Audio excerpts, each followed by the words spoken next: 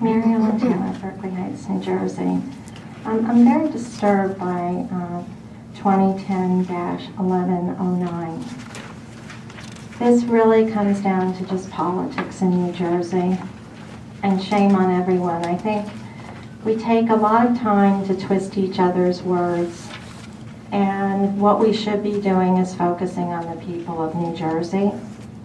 If we need an apology, we need an apology to the citizens of Union County for not providing Oprah requests, for not allowing people to see cost ledgers for Music Fest, for not allowing open government. This is just a sham.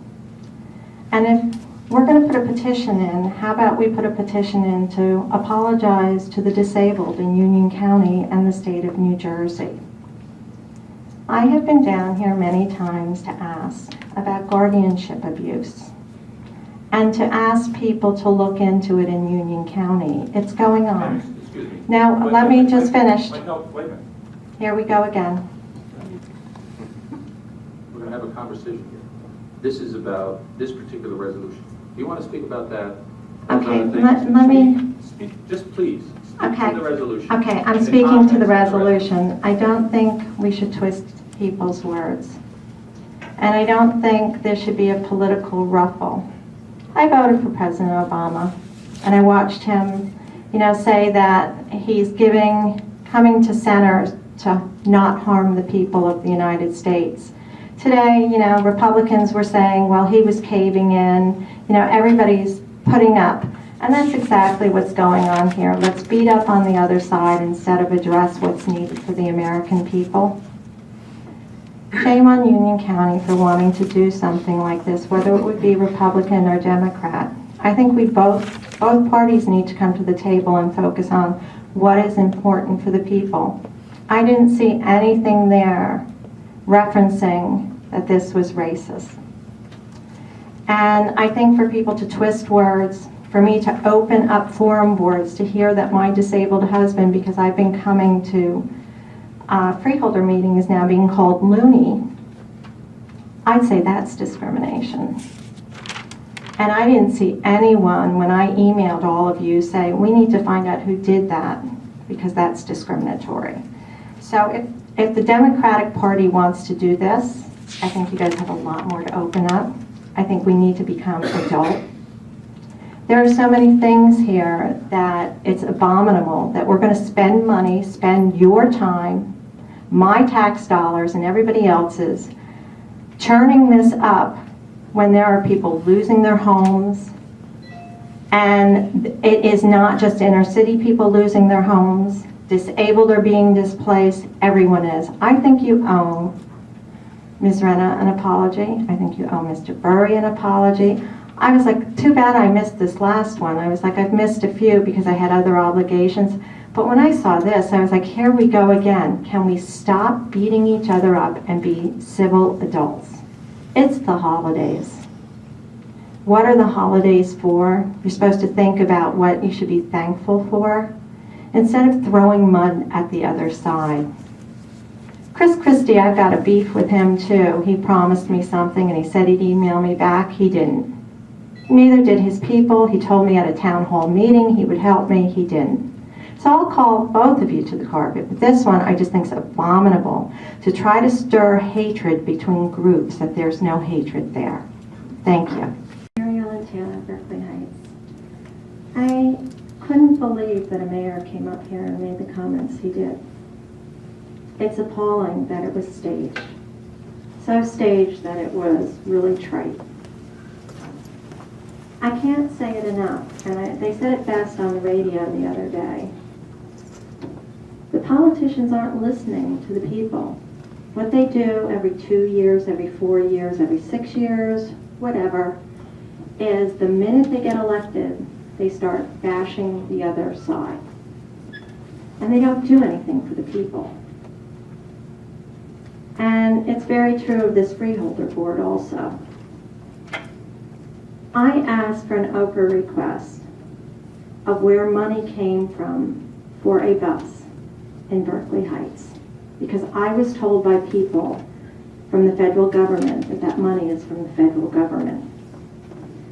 The response I got from Union County was, they don't know where that money comes from, and they don't have any records. But yet, Berkeley Heights could give me the grant number that came from Union County that you can track back to the federal government. Shame on all of you. This is just abominable.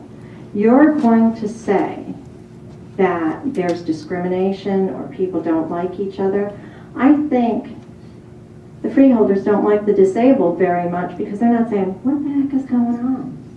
If she's got that grant number and you all got the email, why is anybody writing back to her saying that it doesn't exist?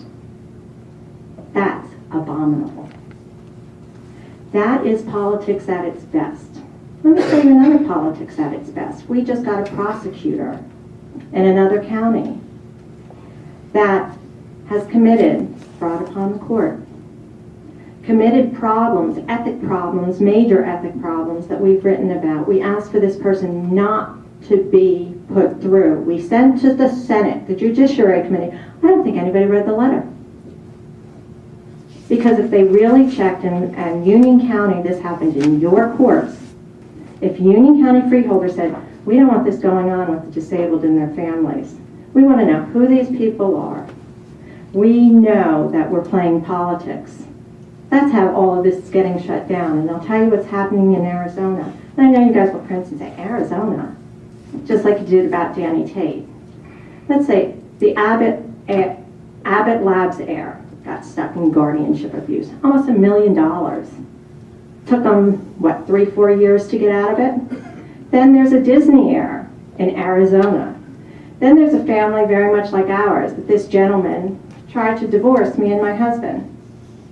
And guardianship, but except in Arizona, the judge allowed them to divorce this couple. They had a young child, and the mother and child were on the street crying while they were throwing their furniture out the door and left them homeless. And they took all their money, over $1 million, and put the gentleman that she had, a disabled husband, into a nursing home and spent down $1 million between fiduciaries, supposedly honest attorneys, and they put this woman and child on the street. And all she did was said that my husband has early Alzheimer's. I need help. There is case after case in Arizona in a courtroom. I asked Union County to start auditing the files of Union County and what's going on here. I know of a case that it took a man like 3-4 years to get out of a guardianship. An elderly man. I know what happened to our family. I know what's happening to other families. But Chris Christie, and I wrote him a letter too, saying, do not put this gentleman through until it's fully investigated and nothing happens. That is what's happening with our political system in the United States. It has nothing to do with the rich or the poor. It has that the regulations have fallen apart. If my buddy's an attorney, he's good as gold as long as he's on my side, or this side, or that side. I was told at a Scotch Plains meeting with Chris Christie there that Amanda DePalma would get back to me. I'm still waiting.